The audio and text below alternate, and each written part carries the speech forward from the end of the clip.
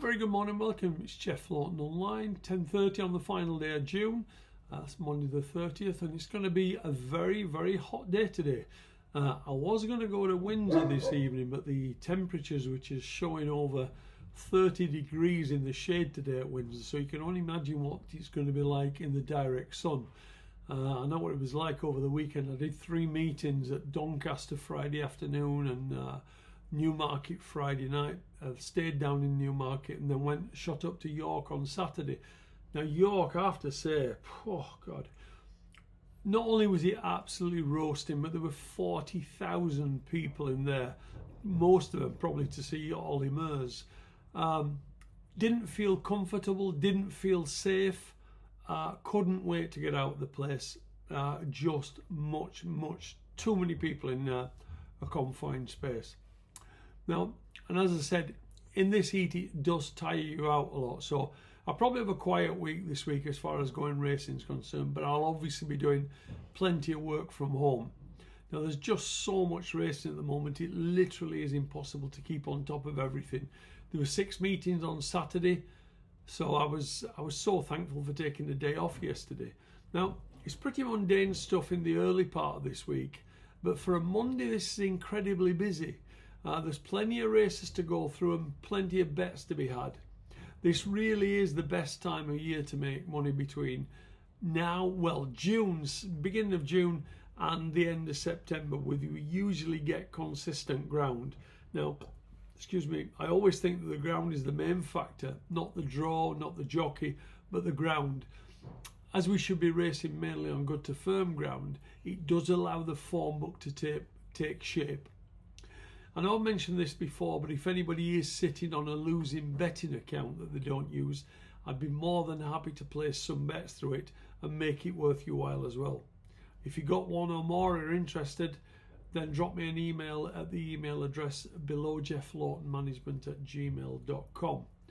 For all the new people joining the channel today for the first time, my name is Jeff Laughton. I've been a professional gambler for over 30 years.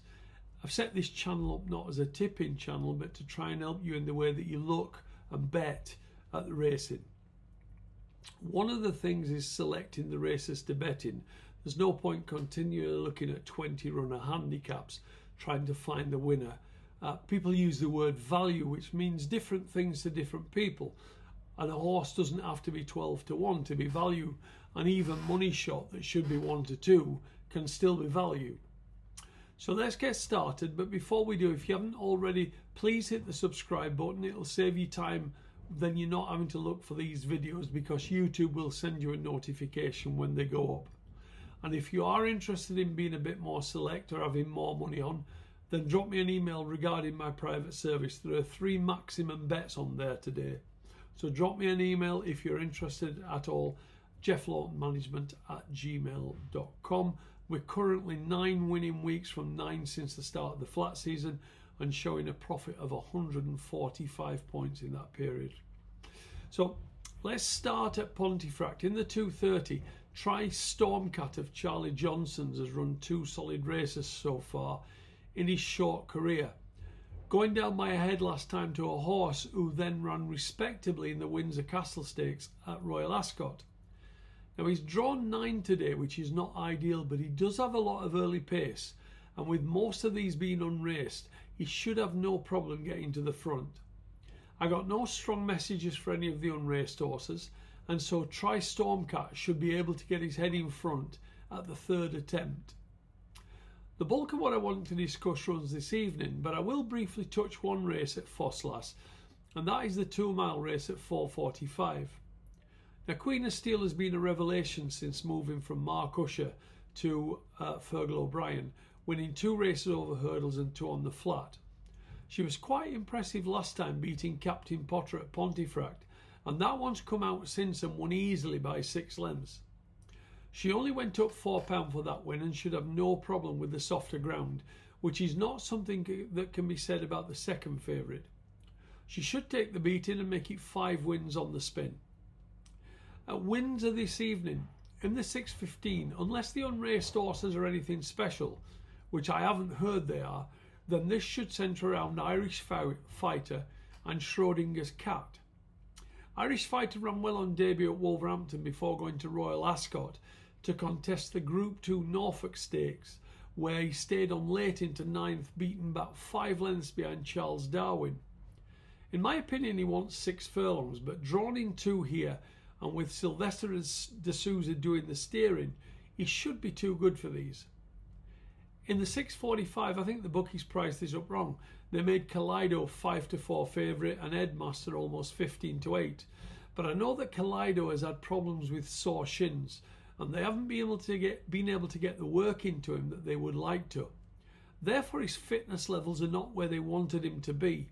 And if he's still got sore shins, he's not going to enjoy this ground tonight, I can assure you. Headmaster is very well bred, being by Group 1 winning mare One Master.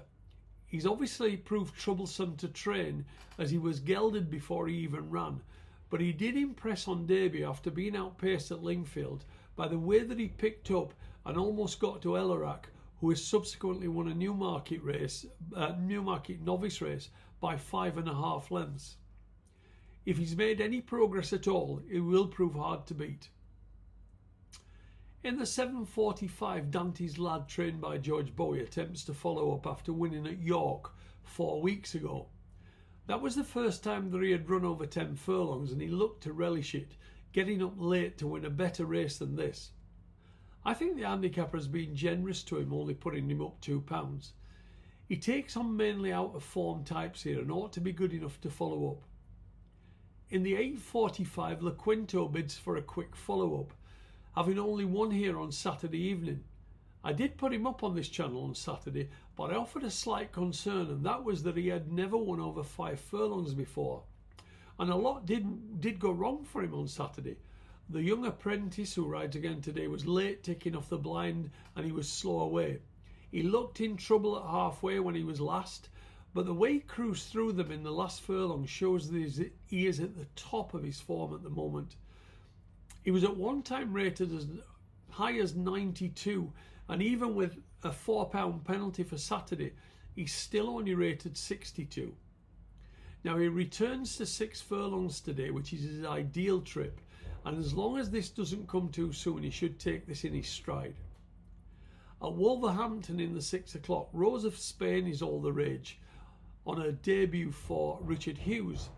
She's currently priced at 8-11, but I'm told that she's not a lot, and the only reason she's at the head of the market is because it's a poor race. But I wouldn't want to back an unraced horse at that price where there are such negatives. The race may be so bad that she'll win by default, but she wouldn't be for me. In the 7 o'clock, David Simcock runs Pickering Castle. He's so far run 4 times, and I get the impression that he's quite a strong traveller, but his last 2 runs on soft ground have not seen him finish off his races. He returns to the all-weather today, and back over 6 furlongs should be able to finally get his head in front. This is another weak race, but at least we have a horse who is fit and well. In the 7:30, Jack Shannon, whose horses are flying at the moment, runs Crest of Distinction. He's drawn in stall 2 and he's happy to make the running. He ran in a stronger race than this at Leicester last time, where he tied up late on. In this company, he should be able to set his own fractions and make all. So that's it. Plenty to get your teeth in today. Don't forget to subscribe, then you get to know when my videos go up. And if you are interested in being a little bit more select, send me an email regarding my private service. And hopefully I'll speak to you at the same time tomorrow. Many thanks for dropping by.